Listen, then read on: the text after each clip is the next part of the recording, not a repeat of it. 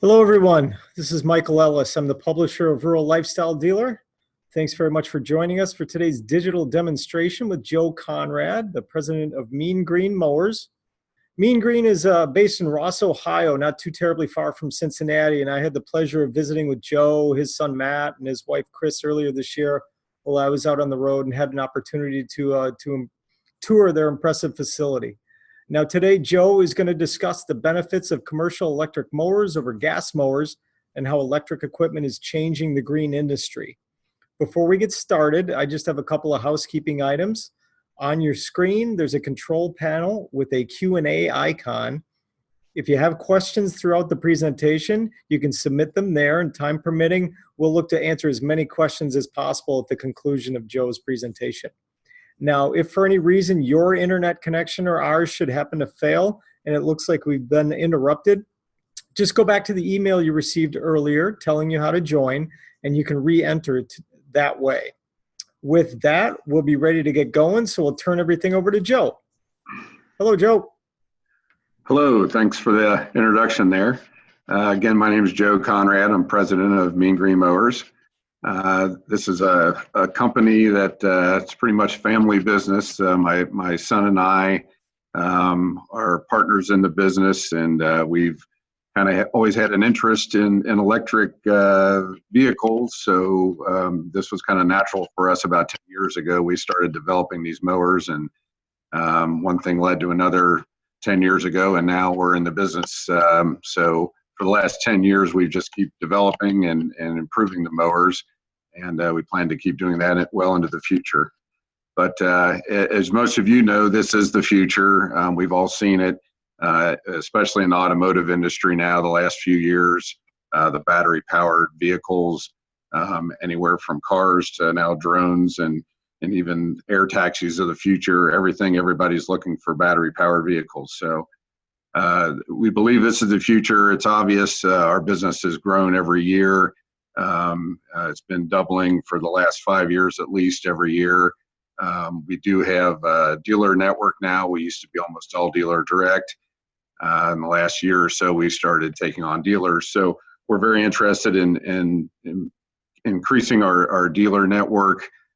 We actually just signed on a distributor in France. It's covering most of Europe. We have a distributor in the UK and reps in New Zealand, and we're looking to go into Australia as well. So the world is seeing this and receiving it well.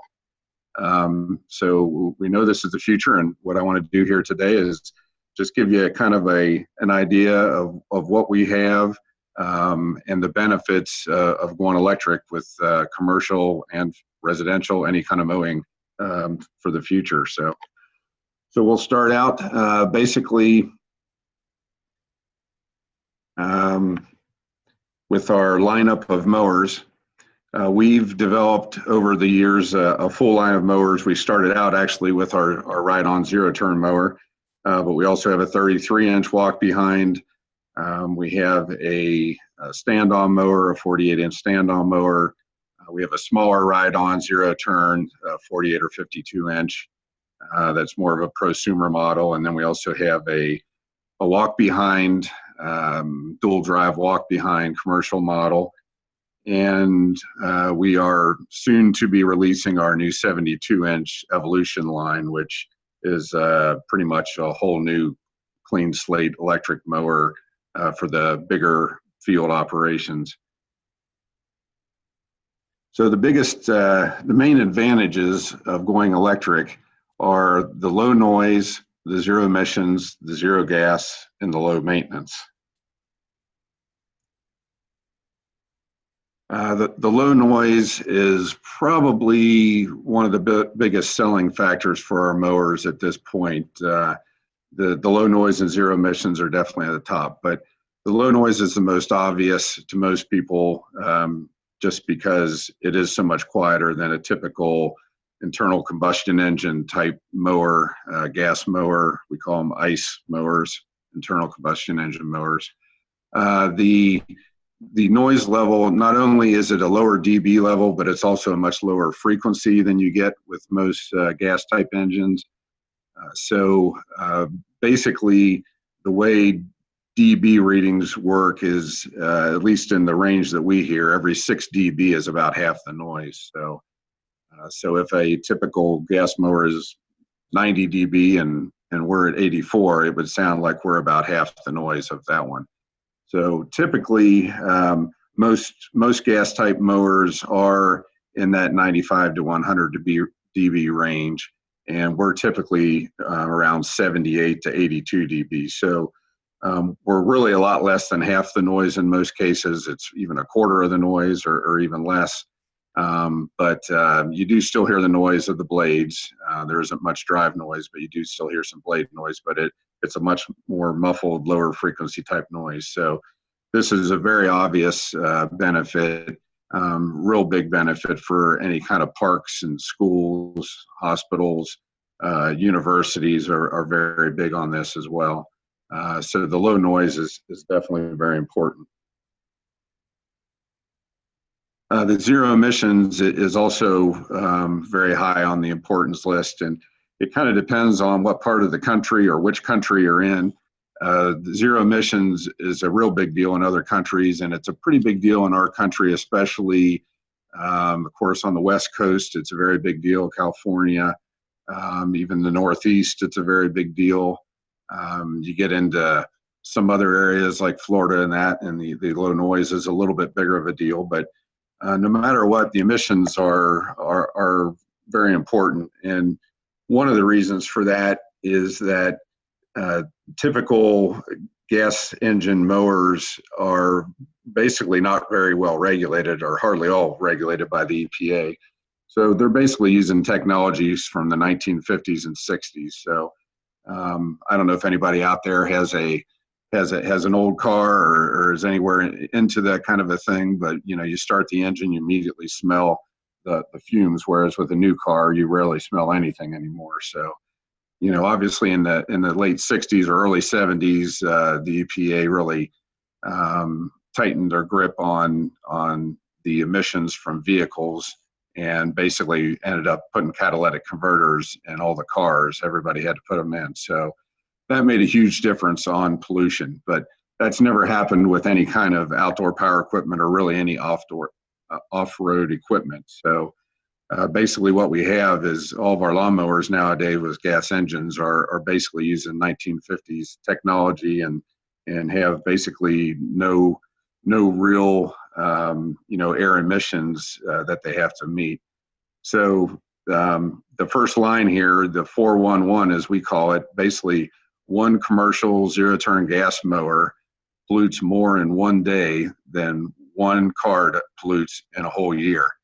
And I know that sounds a little bit outrageous and hard to believe, but the facts are there. There's been a lot of studies. We cite an EPA study here that basically, concludes that 3.67 cars at 55 miles per hour for each 1 horsepower from a lawnmower is your emission rate. So basically for each day, and that's only a 3.5 or 4 hour day of mowing with a gas mower, you put out as much pollution as you do driving 16,000 miles in your car. So that's kind of the easy way to explain it without going through all the details. But anybody that's mowing more than that really only comes up to about 350 hours a year of mowing.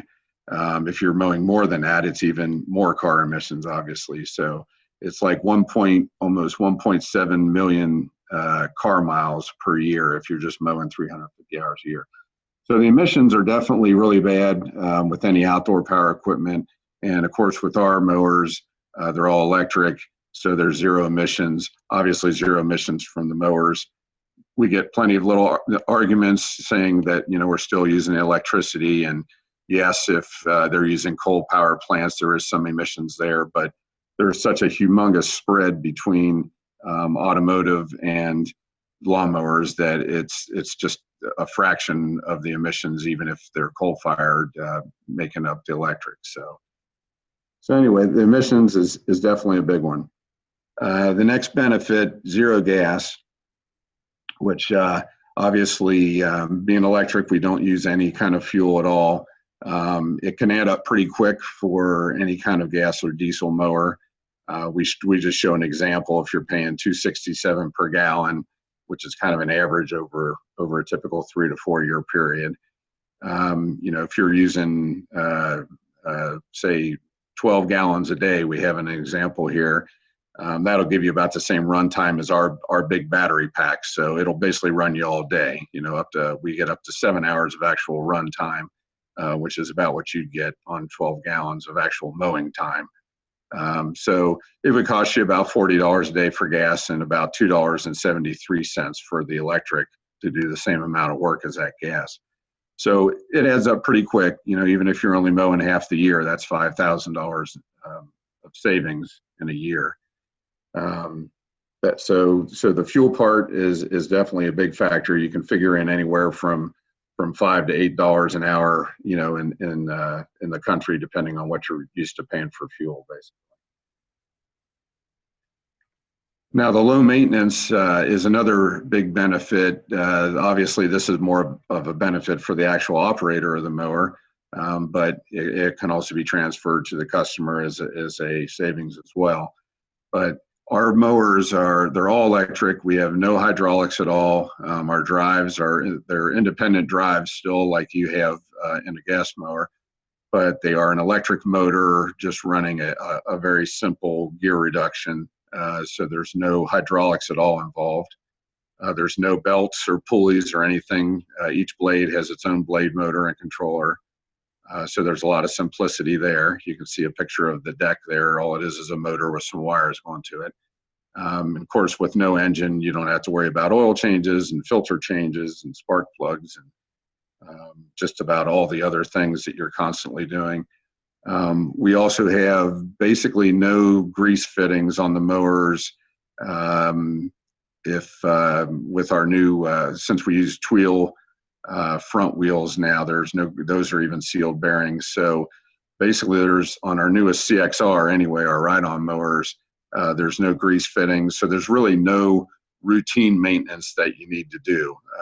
If you go with our optional Tweels on the rear, you never even have to worry about your tires going low.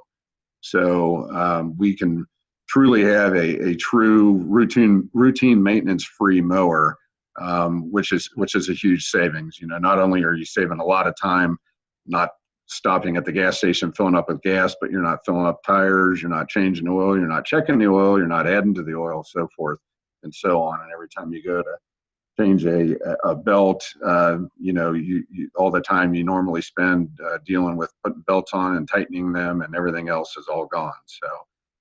So it makes a big difference, in just the low maintenance alone can equate to $1 to $1.50 an hour of savings once you figure it out overall.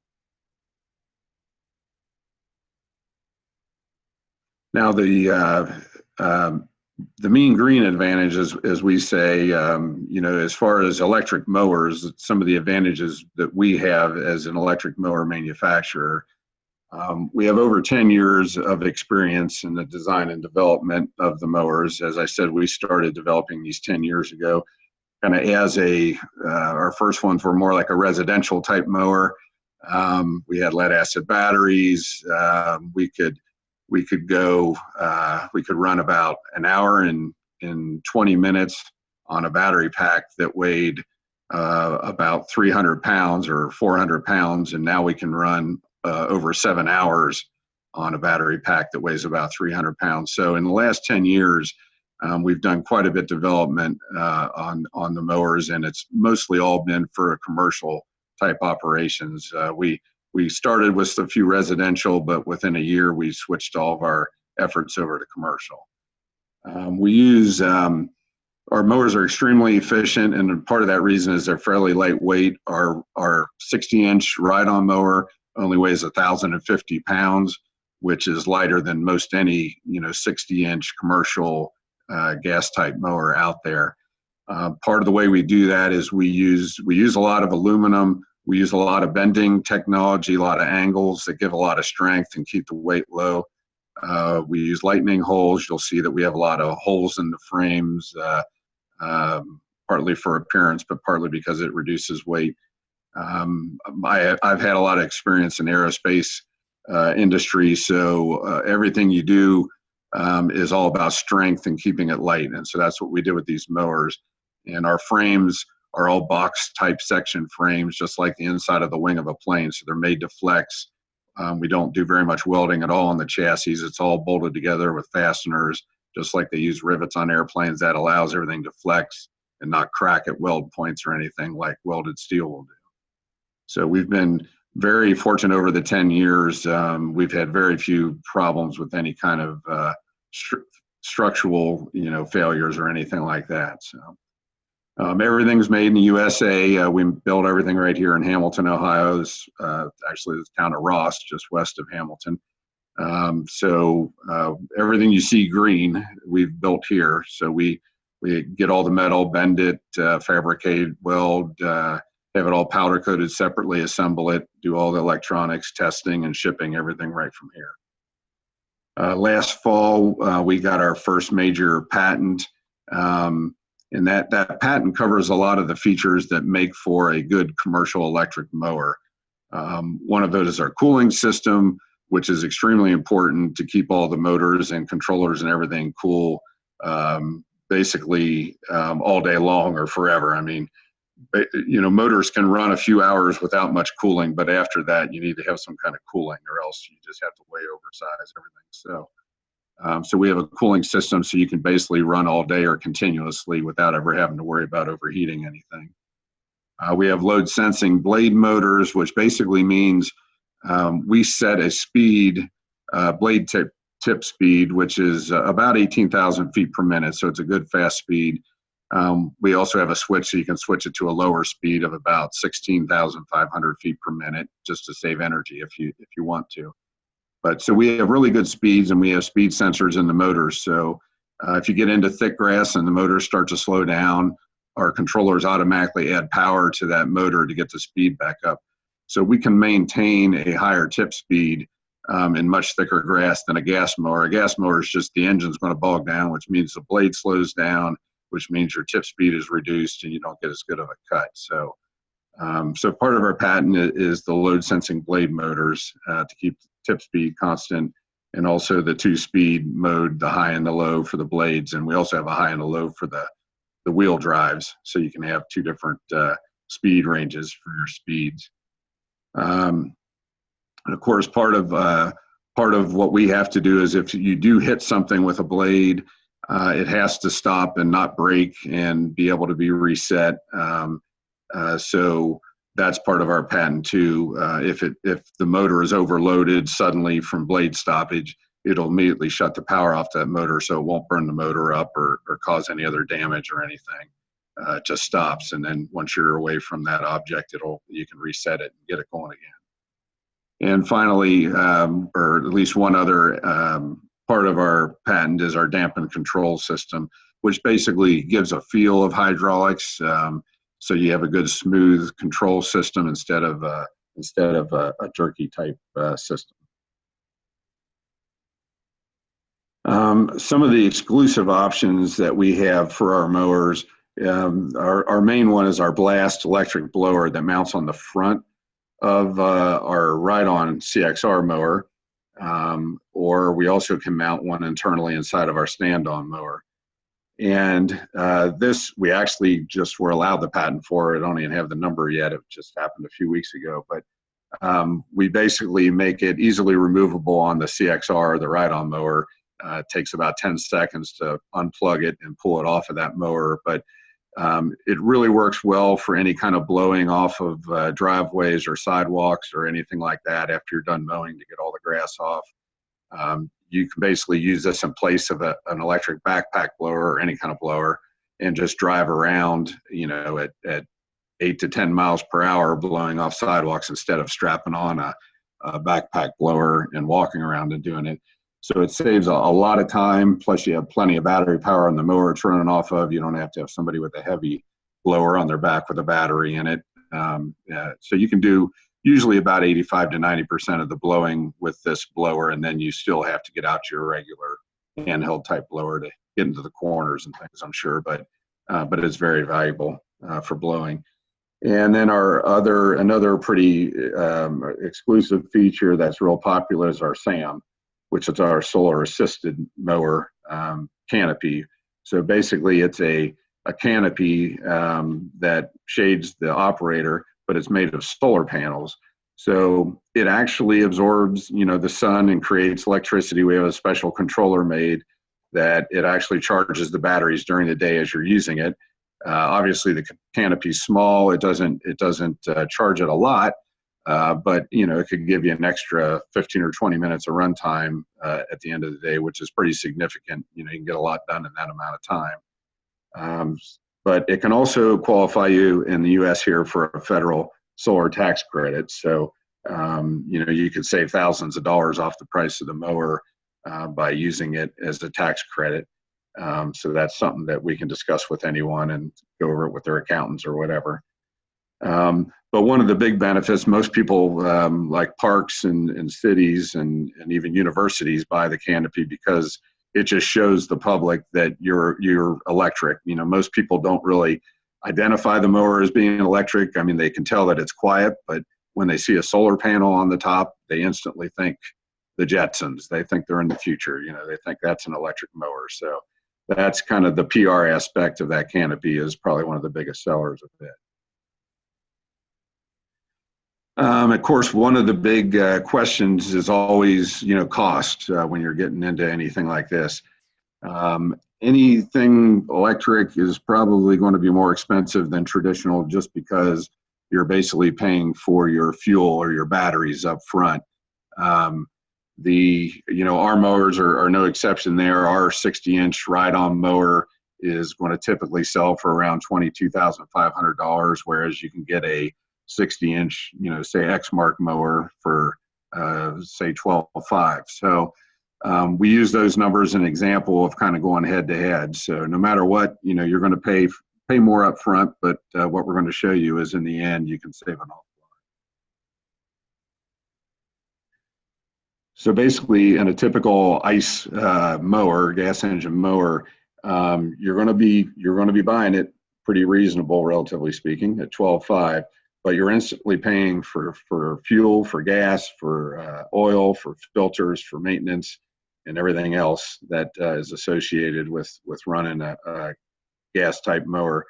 So you'll quickly your costs are going to start to go up over time, depending on how much hours you're using per year. A note on this was done by AGSA, what I'm showing you, which is the American Green Zone Alliance. It's a third party that did this study basically of the operating cost of electric compared to gas. But they figured it out over a 10-year period. A lot of people, this might be a little steeper where they use it more over a 4 or 5 year period. But anyway, in the end, at the end of on this case, probably about a 4,000 hour service life, you're going to be spending somewhere between 44 and up to 94,000. That would of course be if gas was very expensive, but so usually somewhere in the middle of that, somewhere in that $60,000 range is what you're going to end up spending on that mower over the service life. So you bought it pretty cheap, relatively speaking, at $12,500, but you're going to be spending another $40,000 or $50,000 on fuel and maintenance over the service life of that mower. Now, compare that to the Mean Green mower, and yep, it's definitely quite a bit more expensive here to buy, no doubt about that. But you can see that little thin, almost flat line going out from there with the operating cost. And that's basically your electric cost to run it, is what we're showing here. And so at the same amount of time, after the same amount of years, you're only spending another few $1,000s, another $3,000 to $5,000 on electric and maintenance for the electric mower. Whereas, like I said, you spent 45 or 50 more on the gas one by the end of its service life.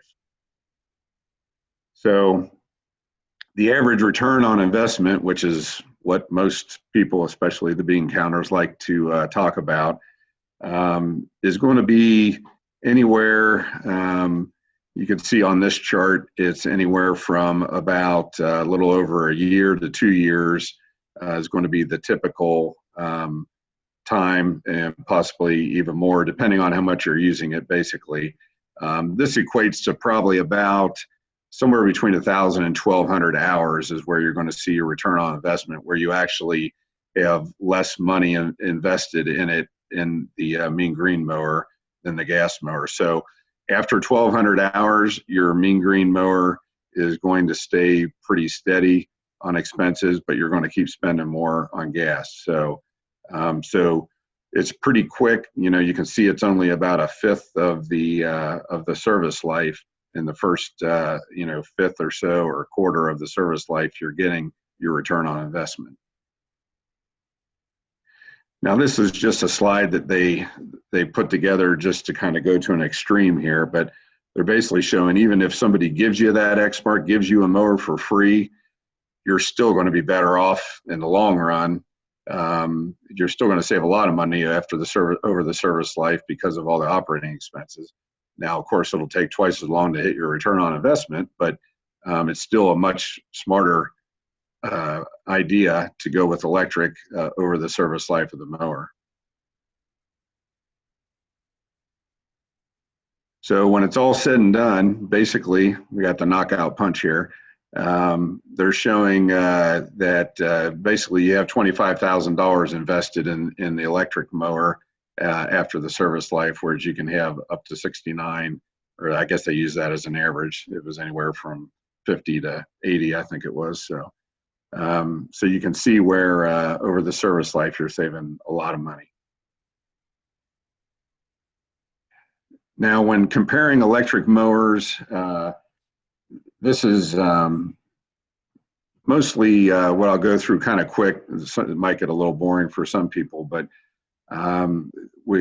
everything that we talk about with electric, it's about power of the actual motors, just like horsepower and gas, the capacity of the batteries, which is like your gas tank in a gas mower, the efficiency, sorry about that, which is basically how efficient it runs, and then your return on investment, and then of course all your safety aspects. So power is an important part. Basically, most electric, you're going to see a lot of different voltages. You can see that in handheld electric now. You'll see Milwaukee at 18 volts, and you'll see Oregon has string trimmers at 120 volts now, DC. So you're going to see voltages all over the place. Voltage doesn't really mean much of anything as far as the power of the unit. Voltage is one of the factors, but it is not the only factor. So basically your voltage times your amperage is your power. The power is what you feel when you're cutting the grass, if it has a lot of power or not. So a good example, say if you have a 36 volt trimmer or anything like that, it's going to use 6 amps and give you that 216 watts of power. So for that same amount of power at 48 volts, it's only using 4.5 amps, but it's the same amount of power. So no matter what, if the power is the same, the voltage can be all over. It can be anywhere from 36 to 82 volts in this example, and you still have the same amount of power. I use as an example, we use a lot of battery powered tools on our assembly line made by Milwaukee. They're 18 volts. And these things will put torque down lug nuts on wheels. The power is just incredible of these tools, and they're 18 volts. And then we've seen some cheaper versions of these handheld drills and that are like 82 volts that you can barely even screw a screw into wet wood. So it's more about the power of the motor and not the voltage. So that's one of the things that you got to consider when you're considering electric. So this is just another example of power. 1 kilowatt of power, if you had a 72 volt system, the amperage is 13.9, whereas at 48 volts is 20.9, but the power is the same. So the voltage is only half the equation. That's the main thing we're trying to explain. Power equals current times voltage, P equals IV. One of the advantages of the lower voltages, anything below about 55 volts DC is not even regulated as far as safety standards go. When it gets above that, then you have to start getting into UL ratings and things because you can start to be shocked by anything at a higher voltage. I don't know if anybody out there, you ever changed the 12-volt battery in your car or whatever. If you touch the positive and negative, you aren't going to feel anything, most likely, unless you're really wet. You might feel a little bit of a tingle. But if you do that with 82 volts or 124 volts or anything like that, you're actually going to feel a shock. And of course, it can even kill you. So the lower the voltage, the safer it is. The efficiency of the motors is all about the same no matter what the voltage is, because the motors are wound differently for different voltages. So the only advantage to a higher voltage is you can use slightly smaller wire, which on mowers like we build, it doesn't amount to much of anything, so it's not even a factor. And then to talk about capacity just a little bit, here again, this is like your fuel tank. So the higher capacity the battery is, the longer runtime you're going to have, assuming the same efficiency. So, for example, we have battery packs that are 7 kilowatt-hour packs. We can stack them together. Our bigger mower has 3 of them, so we have a 21 kilowatt-hour pack in that. So that's bigger than what you see in a lot of these real small electric cars, even especially the hybrid types. But basically, the kilowatt hours is telling you, how much runtime or capacity you're going to have. So that's figured out there. Again, voltages, a 72 volt would be a 97 amp hour pack to give you 7 kilowatt hours, whereas a 48 volt would be 145 amp hour, but it's still the same capacity. It's going to give you the same runtime no matter what the voltage is. And charge time is something that can vary greatly. We use chargers. They're all off-board chargers, so you mount them. And in this case, you can see them mounted in a trailer, and then you can plug the whole trailer in. The trailer's wired up in this case with a breaker panel, just like you'd have in a small garage. So you can plug this trailer in with like an RV plug and charge everything inside the trailer at night. We use all lithium batteries. They're all sealed, so there's no fumes you have to worry about or anything like that. So we choose to charge fairly slowly so that you don't need so much power at once from your service at your building or your home.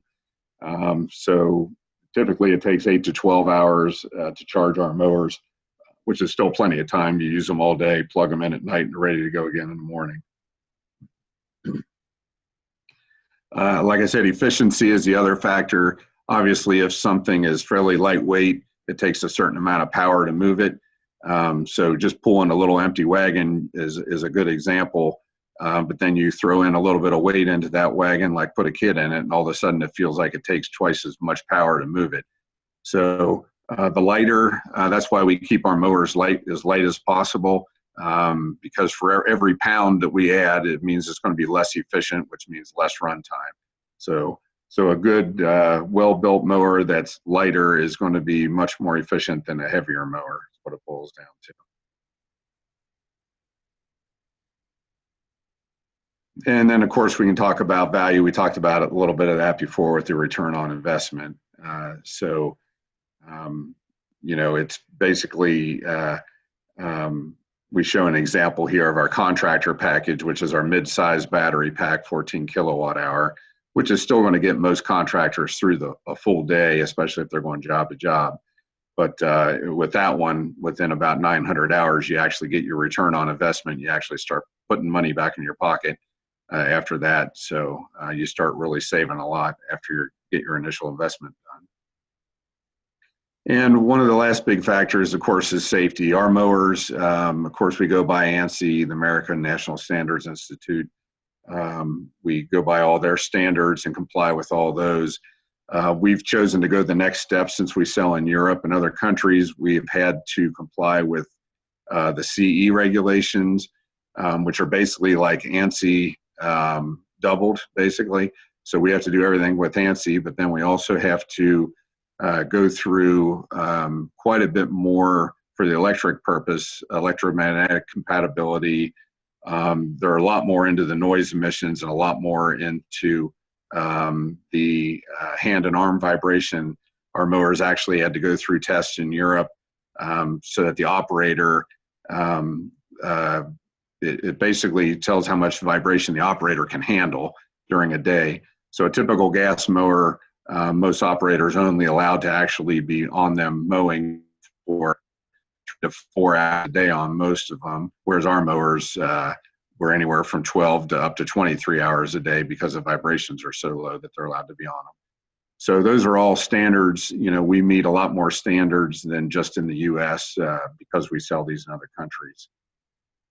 Our batteries are all lithium, as I mentioned. We started out about 7 or 8 years ago, using lithium before, I mean, they were just starting to get into it, even with a lot of the electric cars and that. We started out with LiFePO4 chemistry. Now we use NCM, which we switched to just before Tesla, or a lot of those even switched to NCM. But that's still, the NCM is the nickel, cobalt, manganese, and that is the most popular, by far the most popular battery, almost the only one being built now for all these electric cars. We also had to comply with UN 38.3 standards, which basically means our batteries had to be tested on the cell level, on the module level, on the pack level. They were exposed to 90,000 foot altitudes. They were put in extreme heat, extreme cold, dropped, punctured, basically puncturing through cells. All this had to be done. They were overcharged, over discharged. So there's about 8 different tests that it has to go through before we could receive the certificate. So that was a big deal, getting that to show the safety of our batteries. Oops. And then, of course, the last one there, UL standards. There's thousands of UL standards out there, but we comply with anything that has to do with our mowers, with as far as electrical components and wires and things like that. So basically, a lot of what I'll just kind of breeze through real quick is just more of the mowers again, but we have our big ride-on mower, CXR, 52-inch deck or 60, either side discharge or rear discharge, and the rear discharge has optional baffles for mulching as well. Our NXR is our prosumer. It only holds one of our battery packs, but it'll still do about 5 acres on just one pack, and that's either a 48 or 52-inch side discharge. Our stand-on mower is our stalker. It comes with either a 48-inch side discharge or 48-inch rear discharge, and there again, the rear discharge has removable baffles you can put in for mulching. Our Revolt is our dual drive walk behind. It'll come in either 48 or 52 side discharge. It does have a baffling kit for it too to mulch. And then our smaller mower is our WBX 33. This is a 33-inch wide mower. We designed it. It'll actually go through a 3-foot wide door through a building if you need to get into a courtyard or anything like that. Since there's no gas involved, you can drive it anywhere basically. But that's a open drive with cast ring wheels, so it's not dual drive, but it's a good starter mower, especially for a lot of small companies, and it's great for doing residential areas, backyards, and that for a commercial operator. And then on our website, you can find a lot of details, which I'll just kind of breeze through here on each mower. It gives all the specs of the sizes and the weights and the different battery packs and everything else. So you'll be able to find all this on our website, which is meangreenmowers.com.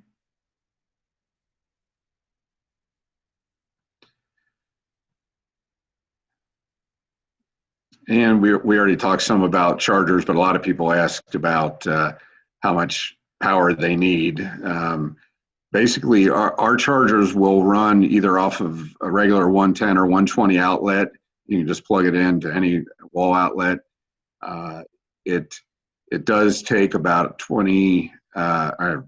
it takes about 12 amps of power, so you want it to be kind of a dedicated circuit. But it's going to charge at about 25 amp rate. If you want to charge the mowers faster, you can plug it into 220 or 240 volts, and it'll charge it at 35 amps, so it'll charge it quite a bit faster. And it only uses about 9 amps of power at 240 volts. So that's definitely the way to do it, especially with the big mowers. And they're meant to charge overnight, basically, in a 12-hour period, no matter what. So that pretty much wraps up what we're doing with our mowers. And I just That's went great, out. Joe. We did have a couple of questions come in that I can. Hold on a second. All right. We had a couple of questions, primarily about battery life. One that was asked a few times is how long is the typical lifespan of a battery? And just kind of a tangent to that, what's the cost of a replacement battery? Okay. Can you still hear me okay? Okay. Yeah, the typical. Yep, we can hear you. Okay. I switched pages, so I wasn't sure. Our batteries are tested in the lab and in the field over the years to last between 1,200 and 1,500 cycles, which means that one cycle is a fully discharged battery. So that's about 7 hours of runtime. So we can basically, that at least on our CXR, our big mower, so that's about anywhere between 7,000 and 9,000 hours of mowing time. So the battery is built and tested to last way longer than the mower is going to last. I mean, there isn't any mower out there that you're going to see those kind of 7,000 to 9,000 hours. So the mower, the battery is meant to last the life of the mower. With that being said, if something was to happen to the battery, and we divide our batteries up into 13 individual modules, we and some of our dealers can on site or in their shop repair the batteries, and replace just one module, 1/13 of it if it's bad, basically, for several $100s compared to trying to buy a whole new battery pack. Because yes, the original batteries in the mower are almost half the cost of the mower. But you should never have to worry about replacing them. Worst case, repairing them after 3 years, they go out of warranty, and then it might cost you a few $100s if you have to repair them.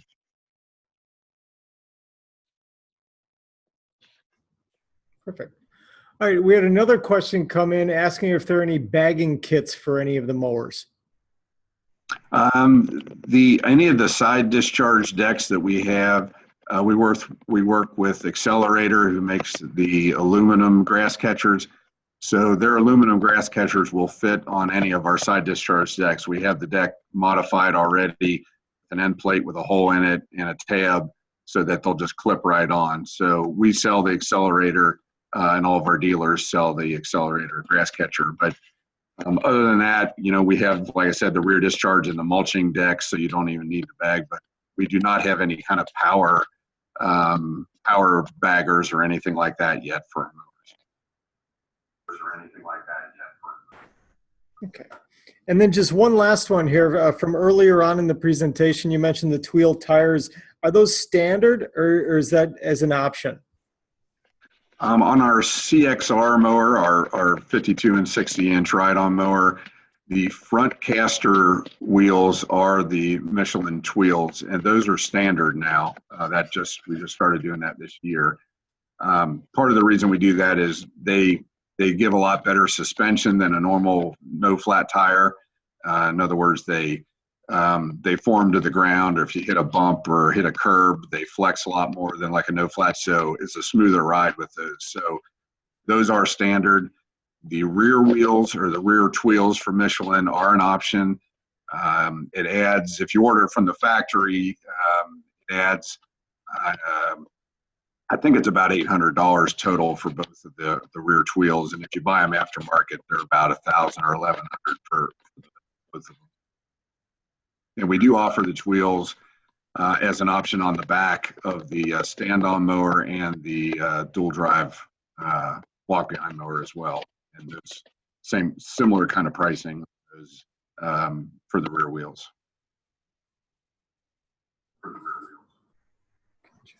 Great. Thanks, Joe. That's about all the time we have for today. We did have a couple more questions come in, and we'll send those back with Joe, and he can answer and follow up with you. Today's presentation and the audio are going to be made available on rurallifestyledealer.com in the event that you'd like to go back and review it, or if you want to share it with anyone else that you'd wanted to see it. Keep an eye on your email and our eBrief daily newsletter for more information on when that's going to be available. On behalf of Joe and everyone at Mean Green Mowers, thanks so much for joining us for today's digital demonstration. After you leave, you're going to be directed to a short survey. Just let us know what you thought of today's event. Thanks again, everyone, and enjoy the rest of your day.